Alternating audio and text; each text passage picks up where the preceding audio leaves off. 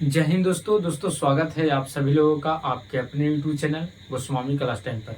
दोस्तों उम्मीद करेंगे कि आप लोग बढ़िया होंगे, मस्त होंगे, स्वस्थ होंगे और अच्छा से एग्जाम की तैयारी जो दोस्तों कर रहे होंगे। तो दोस्तों आज की इस वीडियो में हम लोग क्लास 10 के संस्कृत का वैसे महत्वपूर्ण सब्जेक्टिव क्वेश्चन को बताने वाले हैं जो आपको 2026 के जो एग्जाम होने वाला है दोस्तों, उसमें जो दोस्तों ये सवाल जो दोस्तों पूछे जाएंगे। ठीक है दोस्तों।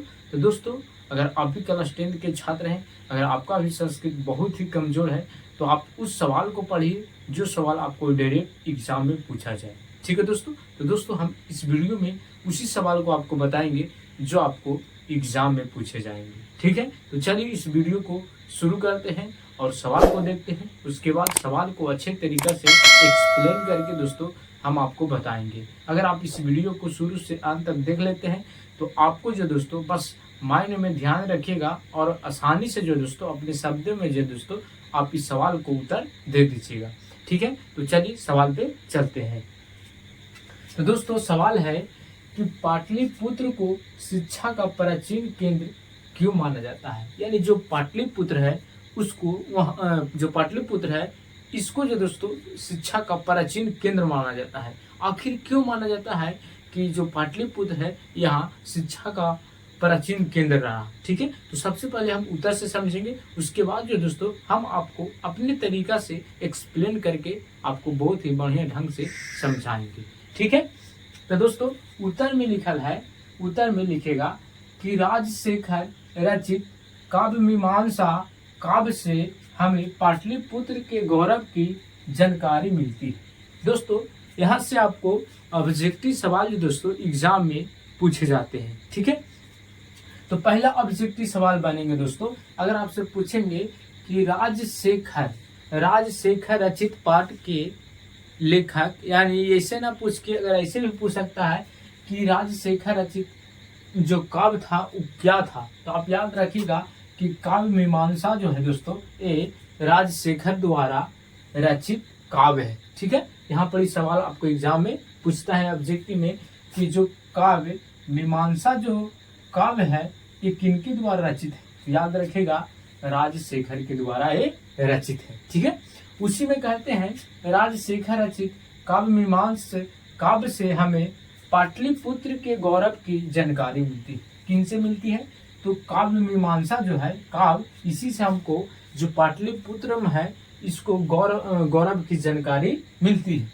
उन्होंने लिखा है कि पाटलिपुत्र शिक्षा का एक प्राचीन केंद्र था।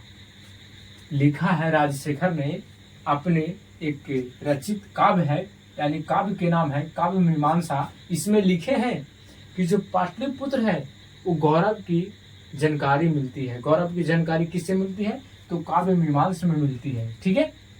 इसी में कहा है कि पाटलिपुत्र शिक्षा का एक प्राचीन केंद्र था। यहाँ संस्कृत के अनेक विद्वान हुए और जो संस्कृत के जितने भी विद्वान हैं जैसे कि पाणिनि, पिंगल, वरुचि तथा पतंजलि जो है इस सब का परीक्षा जो है यही ली गई थी। कहाँ, पाटलिपुत्र में।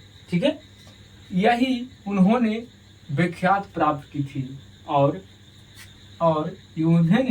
उन्होंने विख्यात प्राप्त की थी पाटलिपुत्र से। इसलिए पाटलिपुत्र को शिक्षा का प्राचीन केंद्र माना जाता है। सीधा सीधा आप लिख दीजिएगा कि राजशेखर रचित काव्य मीमांसा काव्य से हमें पाटलिपुत्र के गौरव की जानकारी मिलती है। उन्होंने लिखा है कि पाटलिपुत्र शिक्षा का एक प्राचीन केंद्र था।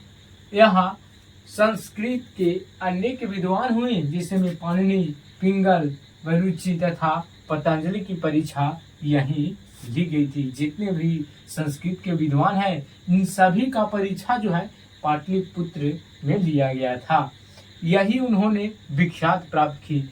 जब संस्कृत के जो विद्वान थे इनको जब परीक्षा पाटलिपुत्र में लिया गया, इससे क्या हुआ कि जो पाटलिपुत्र है इसी कारण क्या हुआ, विख्यात हुआ, यानी प्रसिद्ध हुआ, फेमस हुआ। ठीक है। और इसीलिए पाटलिपुत्र को शिक्षा का प्राचीन केंद्र माना जाता है। ठीक है दोस्तों। तो दोस्तों यहाँ से ऑब्जेक्टिव पूछे जाएंगे, जो कि हम ऑब्जेक्टिव आपको बता दिए, या सवाल से ही पूछ देगा कि पाटलिपुत्र को शिक्षा का क्या कहा जाता है। तो आप याद रखिएगा, ऑप्शन में अगर प्राचीन केंद्र रहेगा या तो प्राचीन केंद्र अब मार दीजिएगा, ठीक है। बाकी यहाँ से ऑब्जेक्टिव एगो यहाँ से पूछा जाएगा। बाकी अगर आपसे सवाल पूछ देंगे कि पाटलिपुत्र को शिक्षा का प्राचीन केंद्र क्यों माना जाता है, तो आप आसानी से बता दीजिएगा, ठीक है दोस्तों। तो दोस्तों अगर आपको ये वीडियो पसंद आया होगा तो दोस्तों आप इस वीडियो को लाइक ज़रूर कीजिएगा। अगर आप चैनल पर पहली बार होंगे तो आप चैनल से ज़रूर जुड़ जाइएगा, क्योंकि इस टाइप का सवाल दोस्तों हम आपके बीच में लाते रहते हैं जो आपको एग्जाम में पूछे जाते हैं, ठीक है। तो दोस्तों मिलेंगे अगले वीडियो में। जय हिंद, धन्यवाद।